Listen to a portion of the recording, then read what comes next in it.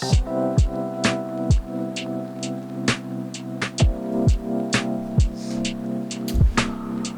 up, guys? Welcome back to my channel. Please like and subscribe. And I am happy you're here. I don't exactly know how this one's gonna go because I'm feeling a bit scattered about. I'm just trying to find like a cohesive through line for what I want to talk about, and hopefully it's there. Hopefully it's there, but there's like a lot of big ideas that's wrapped up with this. So I'll just get to it and we'll figure it out. All right. So I have talked a lot on this channel about like what you give is what you receive, and what you receive is what you give. And this law of reciprocity. And on the surface, it looks like there's a polarity between the two. Like it looks like there's a difference between giving and receiving. Like one is outward and one is inward, right? One is I give to you and the other is you give to me. And it can also kind of feel like this, like more admonishment for altruism. I think there's a lot of guilt out there in the stratosphere about being a good person. And I mean, I can only speak for myself, but there's like this touch of you have to be a good person because you're not. And I don't know if this goes back to just like weird things that the church and religion has done to us. I don't exactly know, but it's like a bit of a repenting of your sins type of attitude. Like your only means of salvation is to sacrifice yourself and be good to others and try to make up for your badness, right? So giving can kind of feel like that, like you have to give because you're such a taker, maybe, you know, you're like paying back for something. It seems like there's just like a hint of that. There's like an aroma of that around this conversation. And the thing of that is it's like it ruins the giving experience and it ruins the taking experience. And it's just not actually what's going on. So, or at least not as I see it. So like what I mean by the polarity of giving and receiving, the reason why like it's true, whatever true means, that what you give is what you receive is because there's no difference. Like it's an exchange. And the exchange is actually happening with yourself. So in that way, giving is receiving and receiving is giving because we're all one. And if we're all one, you can't actually give to yourself. And you can't actually receive from yourself. And at the same time, you're always giving to yourself and always receiving from yourself. There was an experiment that was done in 1995. I think it was Russian scientists who performed this. But anyway, they took a vacuum. And a vacuum is exactly what it sounds like. They had like an encapsulated space and they sucked everything out of the space, right? So there's nothing. And all that was left was photons, which is the smallest particle that we can really play with. It's just particles of light. And then they studied the light, and the photons acted the way that the scientists predicted. It was just random. So they just were moving about in this vacuum randomly. No rhyme or reason, no like order to it. It's just possibility, right? And then what the scientists did is they took a strand of DNA. This is where it gets like, this is why I'm so scattered, because the implications of this are like,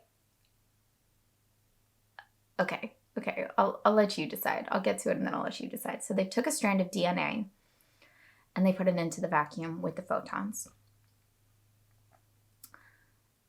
And the photons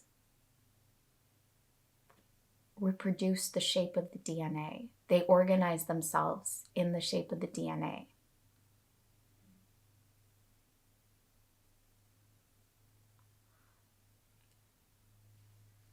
And if that doesn't prove that like everything is a mirror and that we are not observers of our reality, but actual participants, or not even participants, like that's where you get the idea of like we are creators, because it's not even intentional. It's just like our beingness in any space, in any reality, in any capacity, transforms the space around us to mirror back what we are. And mirror maybe is the wrong word, but it's the closest thing that we have. And it's actually amazing that we have this representation of a mirror that we can go to and create like an image of, because everyone knows what a mirror is. But it goes so much beyond a mirror, because it's not just reflecting on one side, it's like reflecting in every dimension, which is why I think a hologram is a closer approximation. It's just people don't actually understand what a hologram is. And a hologram is kind of what I'm talking about. It's a mirror, but on every side. So for giving and receiving, that's what I mean. Whenever you give, you are receiving. You are giving to yourself. And if it helps to think of this vacuum, and for me it does, it's like, imagine that whatever you give, whatever you emit, right, you're putting into that vacuum of your life. And it's only you in there. It's only you in there, okay? So if you give love, the only person who is affected by that love really is you, is another side of you, is another face of you. And if you give hate, the only person who is affected and who receives that is, again, another side of you.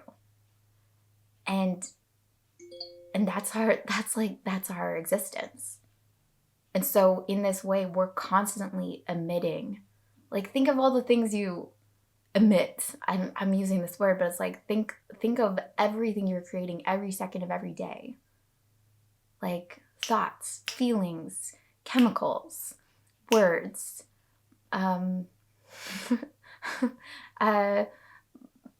body stuff, ideas, and like we're changing matter. We're like working with the physical world too. So like in that way, we're constantly giving to ourselves. We're constantly putting things into the vacuum. We're transforming the vacuum, and then the one at the end of the day who is most affected by it is us. And that's also why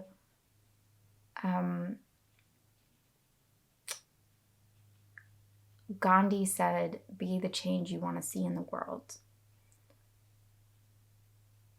And yes, it is that kind of ripple effect, like you can only change yourself and then it has an outward effect.